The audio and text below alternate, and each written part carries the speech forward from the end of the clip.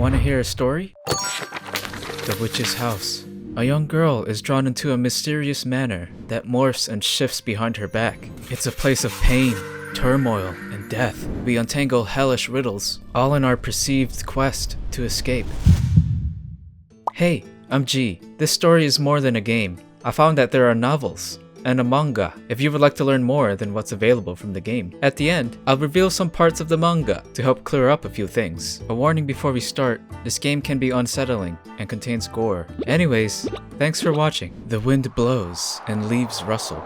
We open our eyes and awaken upon a bed of flowers. We are Viola, a young girl lost in a forest. We meet a black cat watching over us. Two routes, somebody's house and out of the forest. Both ways are blocked by a wall of cold, ominous roses. We find a rusted machete. The wall to leave is too thick to cut, so we are forced to head towards the home. Our machete breaks, and with no way out, our only option is to venture in. We spot a note on the wall. It is apparent that this manor is alive and out to get us. Every step we take is a risk. One misstep will lead us to a swift death. We reveal the note on the wall. Come to my room. We explore the manor, and in order to progress up the mansion, we must solve various puzzles, riddles, and games on each floor, as if someone is toying with us. Our first puzzle, we must find a teddy bear to fit inside this basket. We find one among an entry of the witch's diary. I was sick, so no one played with me. My mom and dad didn't love me. A locked cabinet tells us to open it when the house returns to normal. We retrieve the bear, but it won't fit. We find a pair of scissors chained to a table. With our first puzzle complete, the next part of the house is unlocked.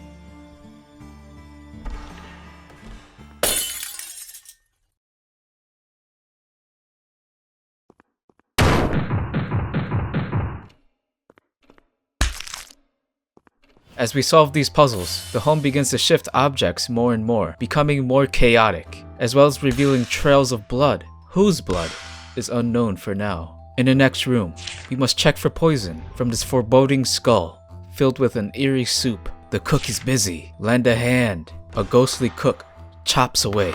Instead of lending our own hands, we offer the teddy bears instead, and the cook provides us with a silver key. We then learn that silver can help us determine if the soup is poisoned. So we drop it in the soup, and we proceed upstairs, where we catch a glimpse of a ghostly little girl. Is this whose room we're headed to?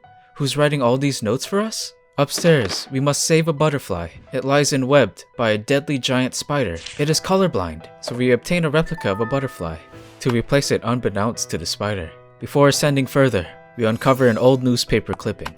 A residence burns down, and a husband and wife were found dead beneath the embers. There were multiple stab wounds on the bodies, suggesting that a murder took place before the arson. Their 7-year-old daughter has been missing since. We go up and dodge multiple attempts at our lives. We meet our seemingly only ally, an adorable frog, who helps us pull a lever across a bridge that would otherwise collapse under our fat ass. We reach a room where we must mirror ourselves. And again, our cute, wholesome friend helps us achieve our goal. In the next diary entry, my father and mother didn't love me, so I redacted them. I've been in this house ever since. It seems that the 7-year-old child, at some point, became a witch. What we gathered from the newspaper clipping, she possibly killed her parents, and is now residing within this mansion in the forest. The next hint says to not become distracted, so we run straight, true, and steadfast through illusions of danger until we reach the next door. It is hungry. We press our ears up against the door and peer through the window. Through this door awaits a hungry, giant snake. And in order to proceed through the manor and the game, we must sacrifice our friend, the frog, to the horrors of being eaten alive. And because of this horrific act that the game forces us to do to proceed, I am uninstalling now, and the video ends here, because I would rather beat the snake's ass myself or die trying than let my friend die for my own selfish cause. We begrudgingly force the frog through the hole, and the snake disappears into the depths. We see the ghost of our friend, but when we try to go back, we only see his point of view now, in the belly of the beast. All because of us, his torment and suffering caused by our hands, the hands he trusted, the hands that betrayed him. Through a crack in the wall, the diary reads, "After that, I Redacted. All my friends who came over to play. Then I fed them all to the house. But it wasn't enough. We now understand where all the blood might come from. The predecessors of innocence who ventured into and was trapped within this mansion before us. Perhaps the turbulence and disorder of the mansion stems from the unrest of these souls as well. Hopefully we are not next. We make noise in 4 separate rooms to proceed. I hate my illness. It kept me from going outside. It kept people from loving me. Damn, girl. I might have this illness too. A statue misses its ring. Down the chimney, around the dinner table, we hear a pot boil. In the pantry, countless bodies that are missing their hands, piled inside. We obtain chopsticks and fish out the ring within a grotesque stew. We unlock the top floor, the final floor.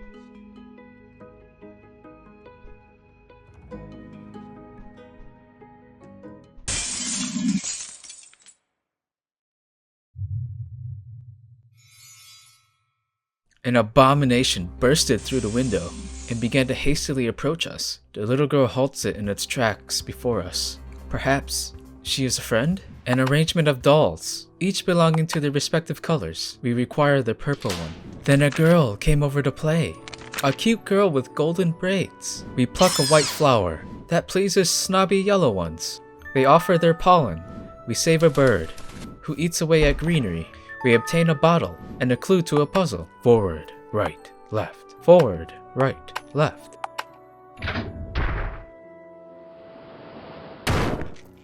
We fill our bottle with water and drop in the white petal. It illuminates the way for a pitch black room where we find a pipe to give to the prisoner to smoke the medicinal pollen. Then we obtain blood red slippers. We wash them to reveal their pure color and can use them to walk on poison. I wouldn't redacted her because she would save me from my sickness, so I made her my friend.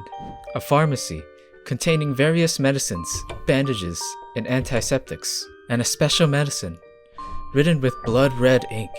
Medicine to kill me.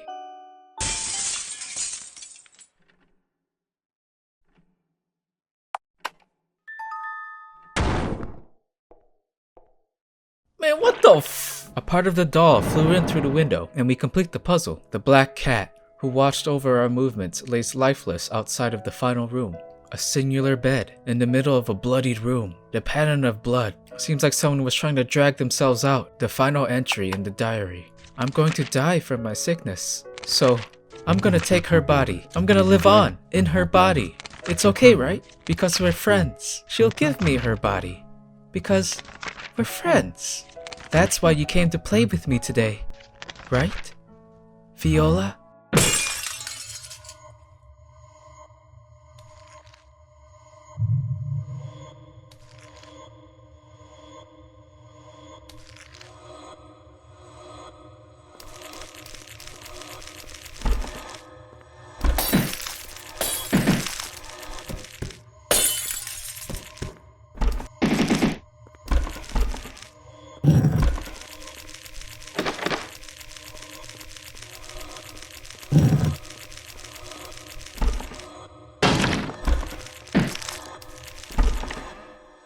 We narrowly escape and find a letter from our father, learning that there's a legend of a witch in the forest that kidnaps children. Our friend's house is near the forest, so Dad was worried about us. Your friend's name was Ellen, right?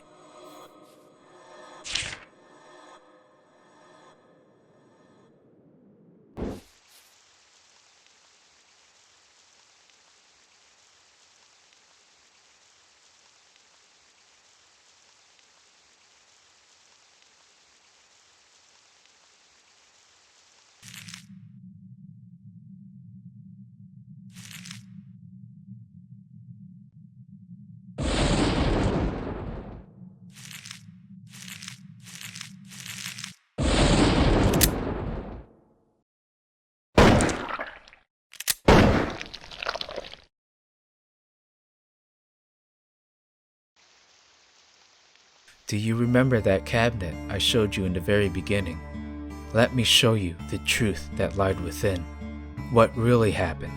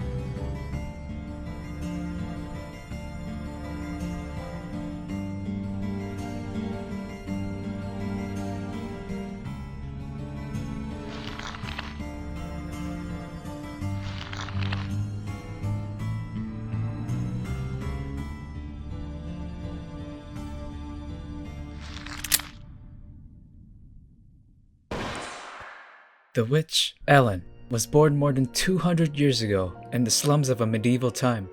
At age 7, she had already developed a debilitating terminal illness that made her weak and confined her to her home. Her family was dysfunctional, and she was strongly attached to her mother, while desperately seeking her dad's affection. After failing to keep her family together, Ellen stabbed and killed her mother out of fear of being abandoned by her, as well as her father for ignoring her. She burned the house down shortly after. With nowhere to go, Ellen opted to pass away in a dark alleyway. However, a demon, the cat, offers her a contract which she accepts. She was deceived and lied to. She was promised a cure for her illness, but instead she was reborn into a witch. She murdered children around her age to offer as food to the demon, which in turn bestowed her different spells. She sought to keep doing this until she could find a spell that could cure her illness. Finally, she was given a body-switching spell, and she turned to Viola to befriend her, with the intention of stealing her body. She lured Viola to her home under the guise that she was a sickly young girl and that she was dying, and she asked if she could switch bodies just for one day. The body-switching spell requires consent. Viola agrees. Unbeknownst to Viola, Ellen had premeditatedly gouged both of her own eyes out and cut her 2 legs off, so when they switched bodies, Viola would not be able to see or run away. Viola was in such agony in Ellen's body when the switch happened. Ellen promised her a potion that would take the pain away. The potion was acid, and it burned through Viola's throat, leaving her with mangled vocal cords, unable to scream for help. This whole time, we play as Ellen in Viola's body. The house would never really harm her. The deaths you see are not canon. Ellen the witch succeeds in curing her illness by taking over Viola. A truly tragic game.